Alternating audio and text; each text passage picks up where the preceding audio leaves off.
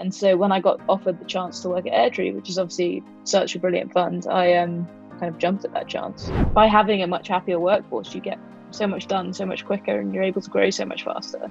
They got turned down by, I think, even over 100 VCs before they got their first round of funding. There aren't many great success stories, and we want to be part of every single one of them. Welcome to Not the Rob Bell Podcast, where we talk with business owners, marketers, and professionals to extract what makes people and businesses successful. Hey everyone, and thanks for tuning in to Not the Rob Bell Podcast. Today's guest, I've got Jackie Vullinghs from Airtree Ventures. They're an Aussie venture capital firm. They've invested in Prospa, Canva, and many early stage startups. We talk about the life of a venture capitalist, businesses they invest in, and so much more. It's coming up now. So I've got Jackie Vullinghs, investment manager at Airtree Ventures, joining us on the show today. Thanks so much for the chat, Jackie. Oh, no problem. Looking forward to chatting. It's going to be a great one for sure. And so people have probably already picked up on a bit of a British accent there. And so I don't suppose that you're native Australian. Can you give us a bit of an understanding of where you started your professional journey? Yeah, sure. I have an incredibly thick British accent, so I can understand how that came through. I grew up, born and raised just outside of London in the UK. So yeah, went to school there, university outside of London as well in Cambridge, and studied a history degree, which I think is pretty rare for kind of people on this side of the world. People tend to be a little more vocational in their degrees, but back in the UK, you can still kind of chase your interests without having to worry too much about what you're going to do for your job afterwards. So I did a history degree.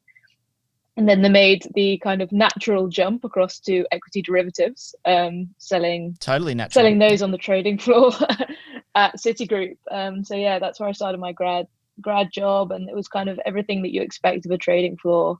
You know, hundreds of people in one room, standing up, shouting. I had 6 screens, all of that, and did that for 5.5 years between Citi, and then I went and ran the desk at Merrill Lynch, selling European equity derivatives to US hedge funds and institutions. So some of the biggest funds in the world, and that was kind of a wild ride. But I worked out probably around the age of 26 that I just wasn't on the right path. I think you can kind of be running very fast in one direction and then realize that you're running in the wrong direction. Sure. And so I knew I didn't want to be my bosses when I grew up, and at the same time I was kind of finding myself more and more interested in understanding like the fundamentals of business and how these companies worked on a kind of fundamental basis. And so I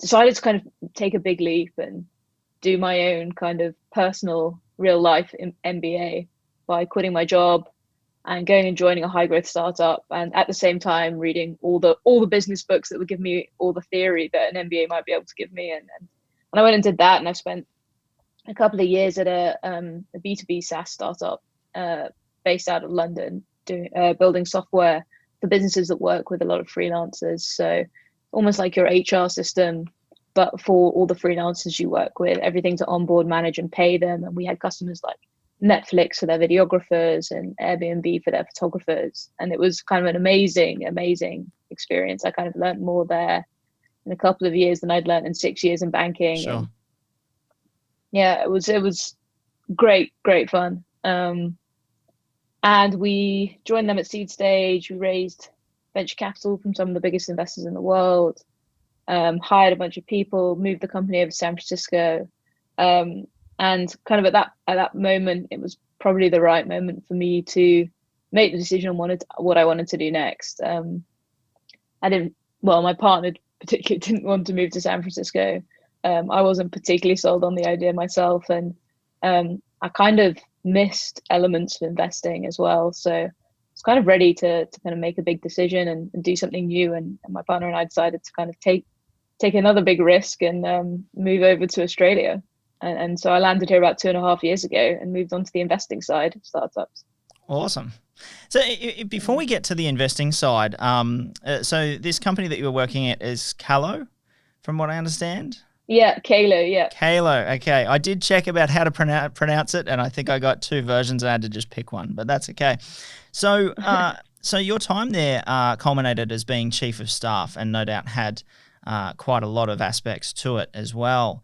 But so they took on quite a lot of investment around sort of 6 months before you exited. Was that investment what catalyzed the entire move for them to San Francisco and ultimately your exit, or was there some other factors at play there as well? Yeah, I think it was all the kind of result of us showing some early product market fit. So, we raised a seed round, and the idea was with that money to essentially get a number of customers who are all buying the product for the same reason and spending more and more money with you.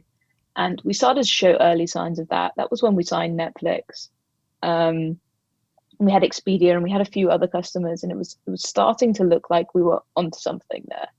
And so Valor Ventures, which is a big fund out of New York, backed by Peter Thiel, their fund decided to write a big Series A check into us. And so we took that money, and part of what that money was to do was, I think it's kind of a natural thing often for B2B SaaS companies when they start scaling to move your go-to-market office over to the US. And so while we kept R&D in London, we moved a lot of the go-to-market function over there to be able to kind of be in the same time zone and the same country as customers. And so the money enabled us to do that, but it was kind of part of a timeline that it was likely to happen anyway.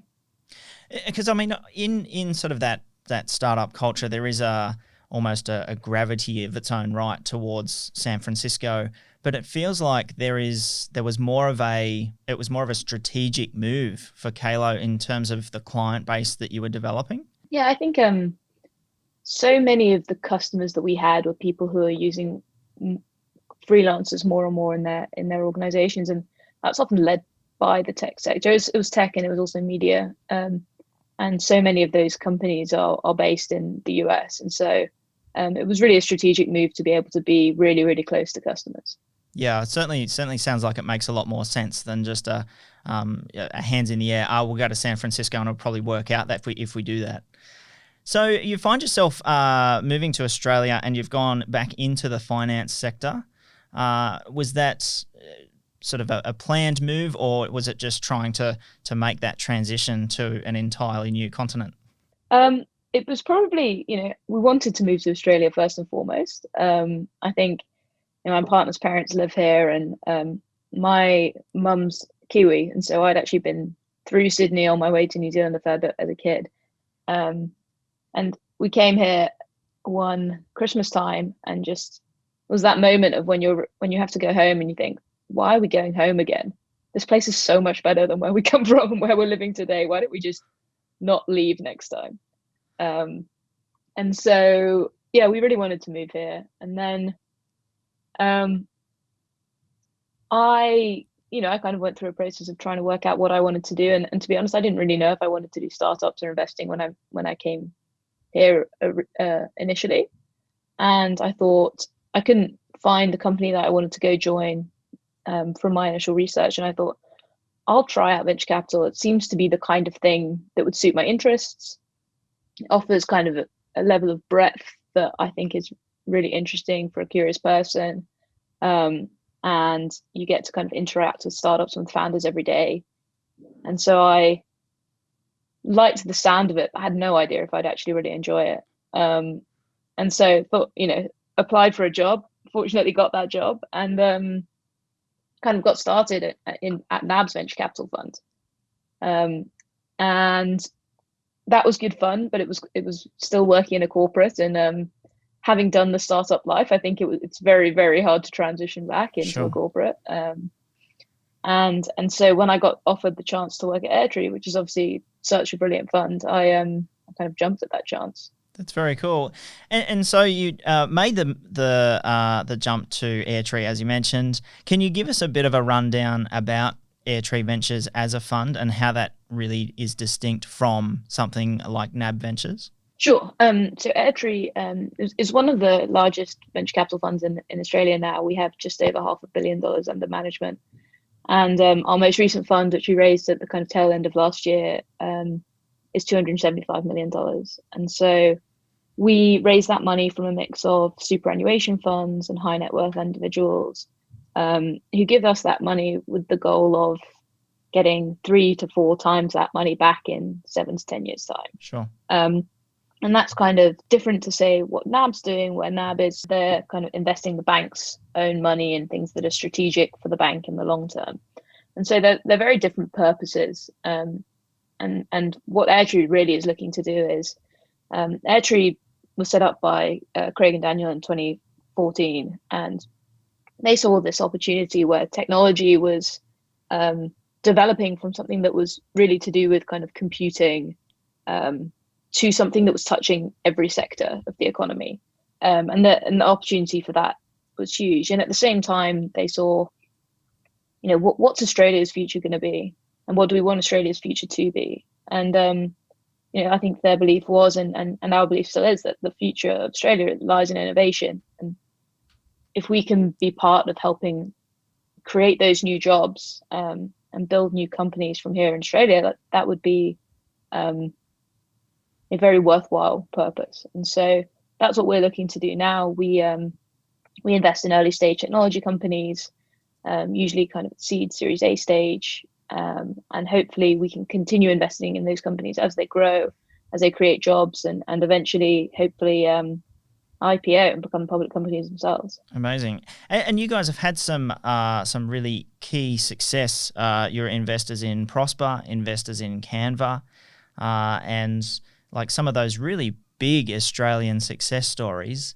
How, I think, as someone starting a business, I think they are really hunting down venture capital if that's the route that they're going. But how much is it in reverse as well, where the VCs are hunting down the right founders as well? Yeah, well, absolutely. Our job is to hunt down the great founders. That there aren't many great success stories, and we want to be part of every single one of them. So it's crucial for us to kind of run down those founders. But I think it's also worth highlighting to kind of small business owners that Canva wasn't Canva when Canva was Mel and Cliff and Cam, many years ago. They got turned down by, I think, even over 100 VCs before they got their first round of funding. It always seems small and it always seems non-obvious at the start. And if you have a great insight in the market you really understand, you can build something from something very small to where Canva is today, where it's a huge global company and it's just at the start of its journey. I think it's an interesting point, and certainly, as you say, with something like Canva, where it's reached over $1 billion valuation, a great Aussie unicorn story, but you say it's not obvious at the time. And a stat that I do have, which I think you gave our producer Linda, is that you may meet 1,000 people in a year, but only invest in perhaps 10 of them. And like, how challenging is that from a venture capitalist's side to go through so much data and so many pitches and to try and pick out those founders that you really believe will be successful and still may ultimately be wrong? Yeah, I think it's very difficult. I think there's this kind of inherent tension in so much of what we do in the team, kind of pattern matching, and what we see is what does a great founder look like? What does a great market look like? What does a great product look like? What are the metrics that they have? As well as kind of the other side of that tension, which is, how is this different? What could this be doing in a different way that may not have been done before, but could still open up a huge market or address a problem in a very unique way? And it's hard, and it's why so we get it wrong all the time. But hopefully, we get it right enough times to have some huge winners in there. Well, I suppose if it was really straightforward, then there would be then everybody would be doing it. Yeah, exactly. I think there are lots of reasons why you can't do it. One being access to capital, two being access to people, and a whole bunch of other factors, as well as just being able to make good decisions. But making good decisions is definitely a hard part as well. Yeah, of course. And so I suppose part of the role is like as a venture capitalist is not only finding those good founders, but validating what they're presenting. And are there any challenges doing that when they are on that bleeding edge of technology, and maybe that the traditional use tests don't apply? Yeah, I think we never pretend or try to be experts in every single subject matter, and it's silly and it wouldn't work. What we're really trying to understand is, does this person know more about this market than anyone else? Have they seen something that other people haven't seen before? That's a change that's happening in the world, or something that technology has made possible that wasn't possible before? And are they the person who can exploit that by building a great product and by bringing a team on board who complements them in terms of skills? And is there a potential business model that could eventually make enough money to kind of scale this company globally? And I think that's what we're really looking for, because we're never going to be able to understand the kind of in-depth details of every single sector and every single technology. And I suppose while you don't have to validate it yourselves, is there an effort to try and still do that due diligence from a technology perspective, so that it doesn't end up down the route of something like Theranos, where it was basically just vaporware and fabricated stuff? Absolutely. I think we would try products ourselves if it's that kind of product. If it's a specialist product in the sector, we often get experts to come and help us do our due diligence. I think that those experts are a crucial part of what we do, and cultivating those networks so that we can get a specialist in who can help advise us on the more technical details, whether that's from a technological perspective or a sector perspective, to understand if what this company is doing both works and is unique.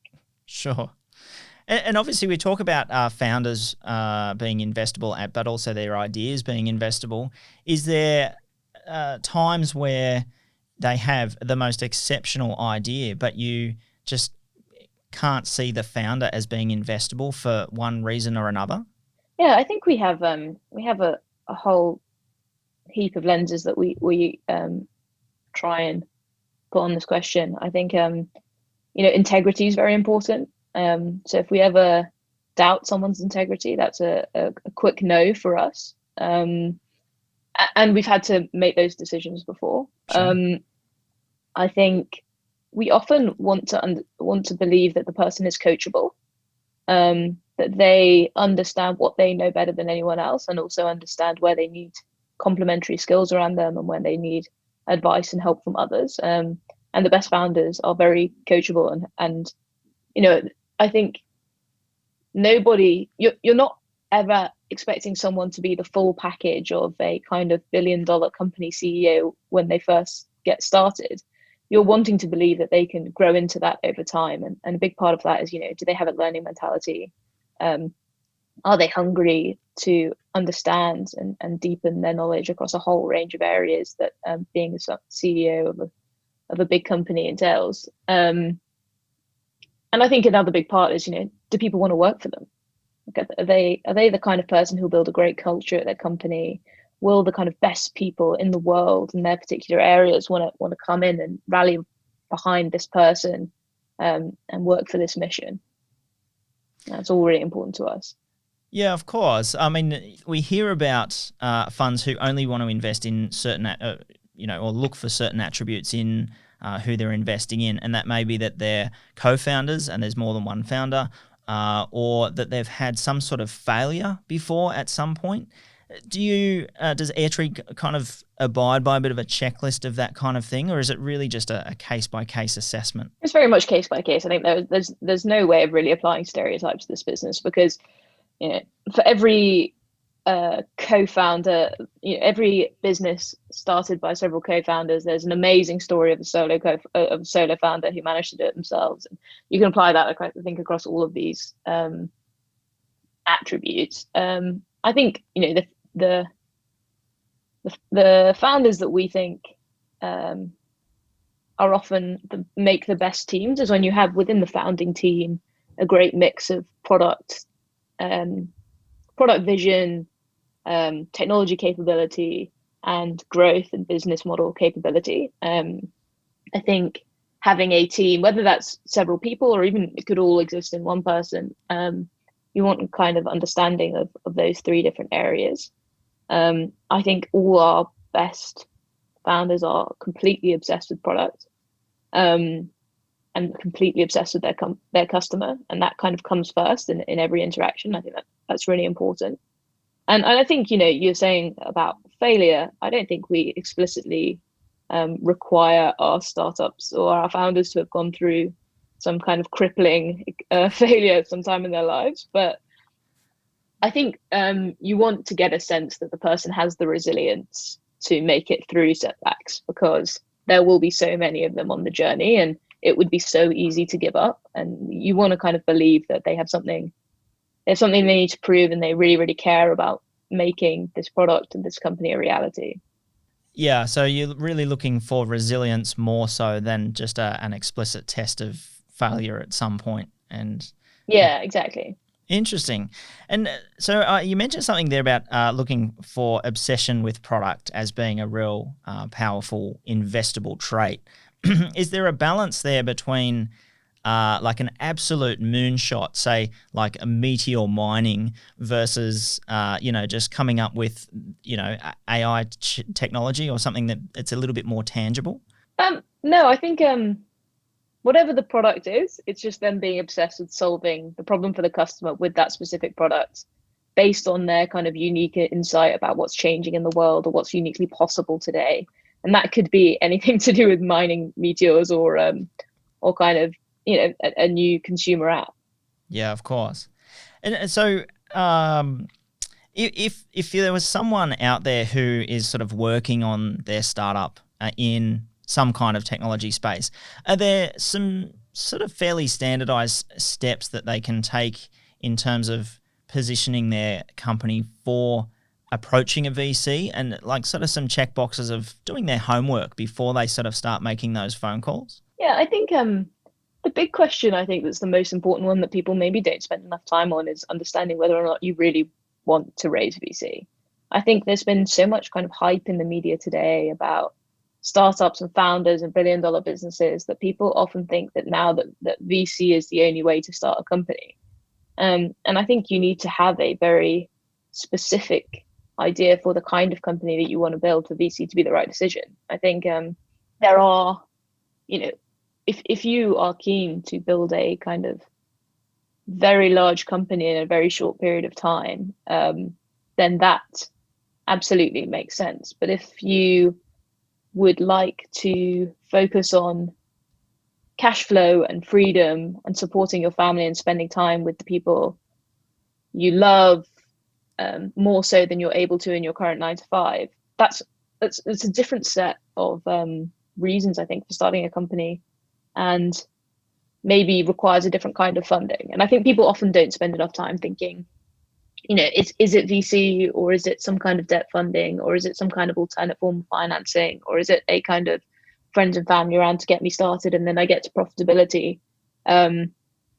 And I think so I think that's really important. I think if you do choose to go down the VC route, you want to treat it like a sales pipeline. I think people are often a little ad hoc with the whole process. And I think actually what you want to do is be very structured, and you want to say, okay, who are the funds that invest in my particular sector, my particular stage, who actually has money still to invest.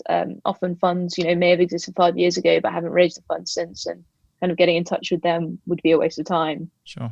And then you kind of say, okay, I'm going to do this over a 2-month period, and you meet all those companies, all those funds quickly, and do all your first meetings, and then follow up regularly, and kind of treat all those conversations as if you're taking it through a sales pipeline. And I think we understand that the process itself can sometimes feel quite opaque. And so I highly recommend, if any founders are thinking about fundraising, Airtree has a section of our website called Open Source VC. And what we're trying to do is make it everything to do with raising capital as accessible as possible. So we have our standard seed stage term sheet on there, so that you can see what what the terms are for a kind of clean financing. Often founders will get kind of deceived early in the journey by kind of signing on terms with a early stage investor that actually that hamper the company's growth in the long term, because it's an investor taking advantage of the fact that the founder isn't an expert in these kind of legal aspects of financing.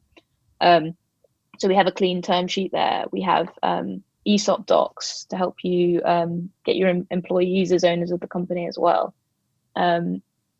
We have an article that's exactly written by Alicia, one of my colleagues, on how to manage this financing process, how to build your pipeline of investors. I wrote an article on the Airtree specific investment process. So there's kind of a lot of information there on how to kind of prepare yourself and what a standard seed stage financing should look like. So I think starting there and kind of making sure it's a structured process is probably the right route. So it's in part really educating founders and about the process and what to expect, so that they're not going in so blind. Is that sort of do you find benefits there where it basically saves everyone time, all on all facets of coming together, because they already know what to expect and maybe don't get in touch if it's not the right fit to start off with? Absolutely. I think that's exactly what we're trying to do. And I think we're also just trying to make the whole thing a little bit less scary. I think, sometimes raising capital, like the people with the money can seem like the gatekeepers to your future in some respects. And really the people who are starting these businesses are the people who are taking the risks, and the people with the passion, and the people who are building the future. And really, we're just the enablers.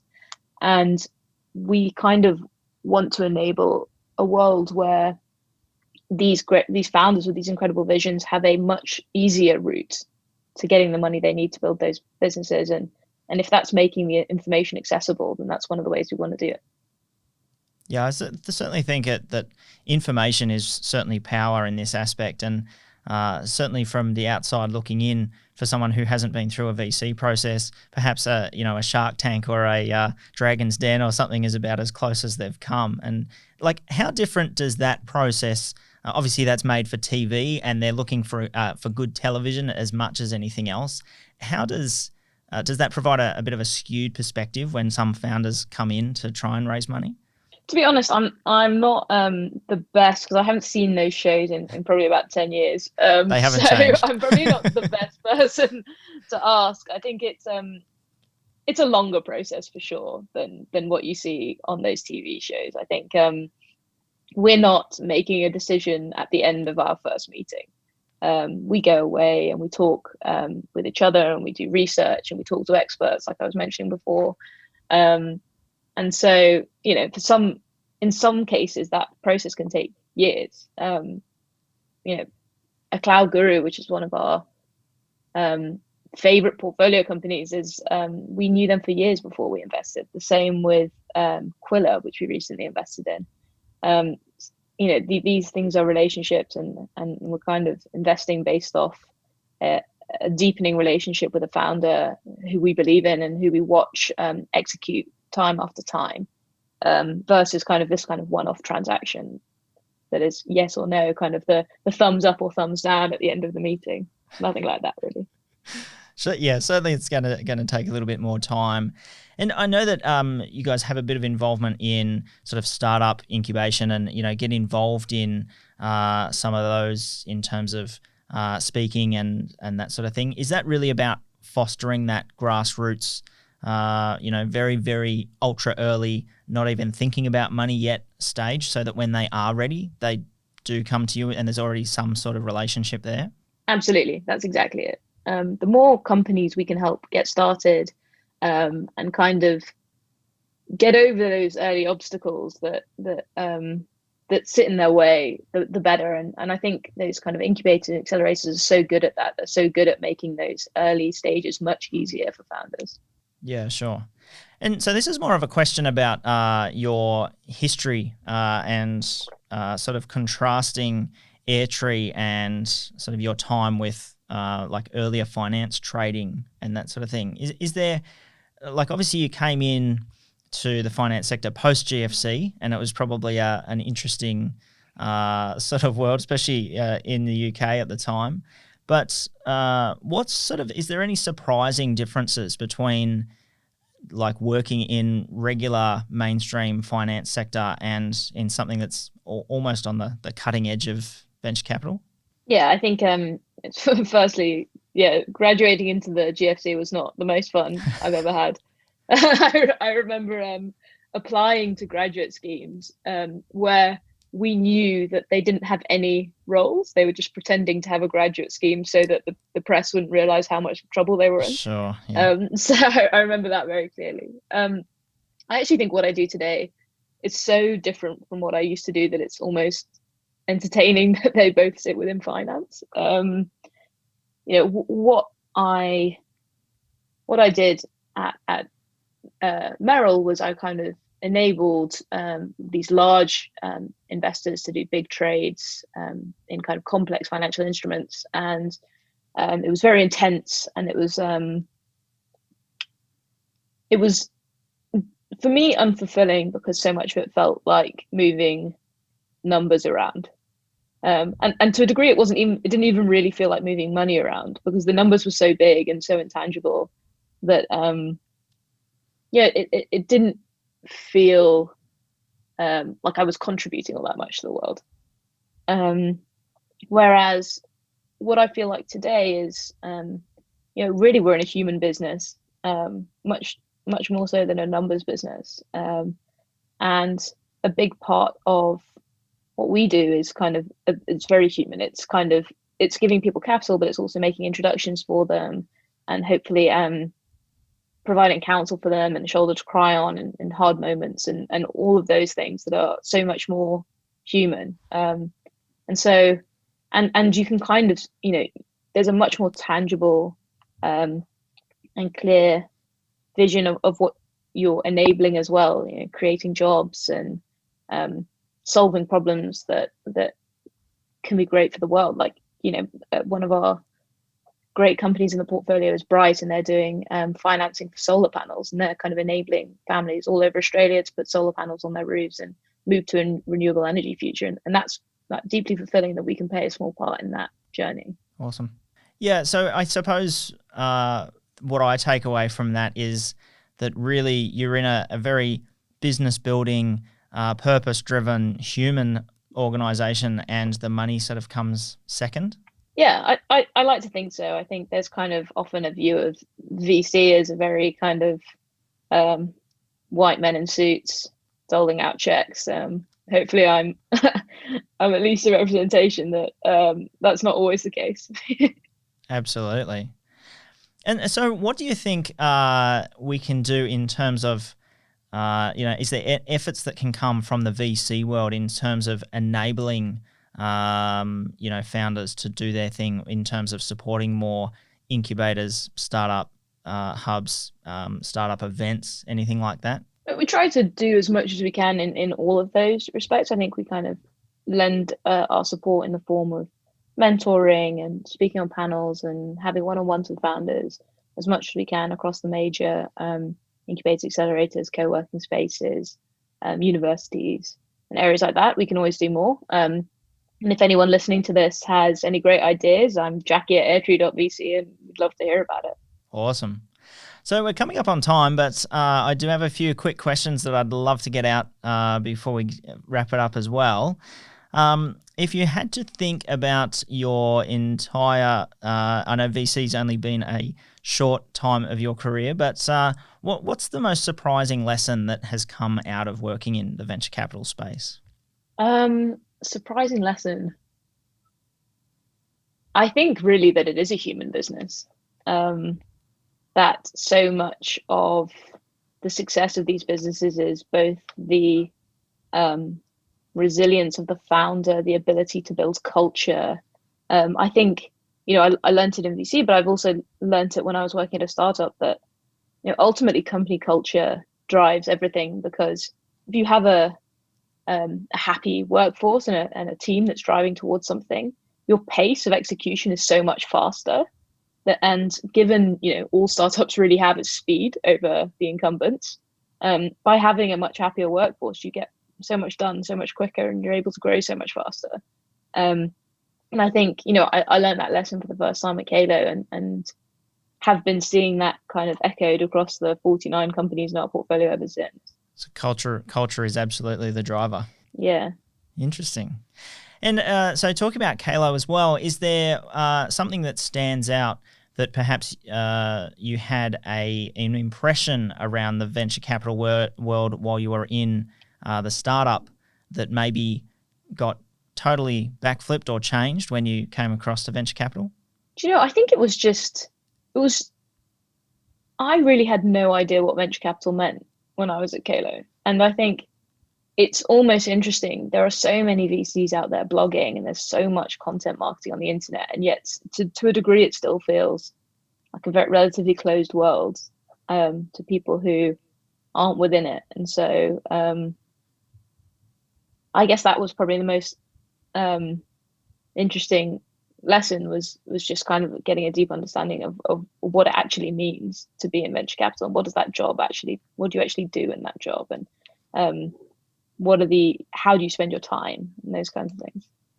And so your biggest tip for a founder looking or potentially pondering the idea of venture capital, is it just do their homework, or is it something else?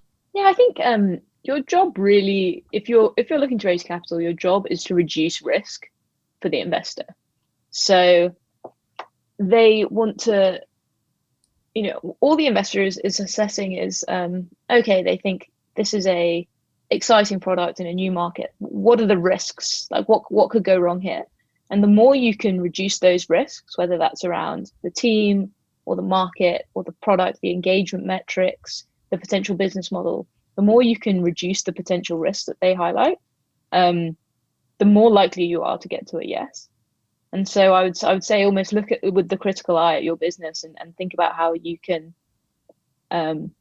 bring data or bring people in, or find other ways of kind of reducing those potential risks as a way of kind of getting that investor to a yes. And are there anything in terms, I know you we're talking about being obsessed with product as well, and is there anything that founders can do to really validate product with a bit of a VC mindset before they come and talk to a venture capitalist? I think we would love to see people, when they have an early MVP that they've already tested with some customers, and those customers have loved using it. And I think that's the best time to speak to an investor for the first time, because realistically, we're almost never the market for that product. Your customers are the market. And so we can only really understand if that product is going to be successful by the customer reaction. And so if you've got some initial early customers using it and saying amazing things and willing to act as references, then that is the validation we need on the product side. And so that can really be on that absolute minimum viable product, as opposed to sitting there refining their product for years to come and missing the opportunity. Absolutely. Awesome. And so anything exciting happening at Airtree Ventures, or anything you'd love that our audience to understand about you or what you're doing? Yeah, well, look, I think, I think we are very fortunate to have raised a fund at the end of last year. And so we have lots of capital still to invest, and nothing about this. The year that is 2020 is slowing us down. So we would love to meet great founders at the earliest stages. 25% of our investments are made pre-revenue.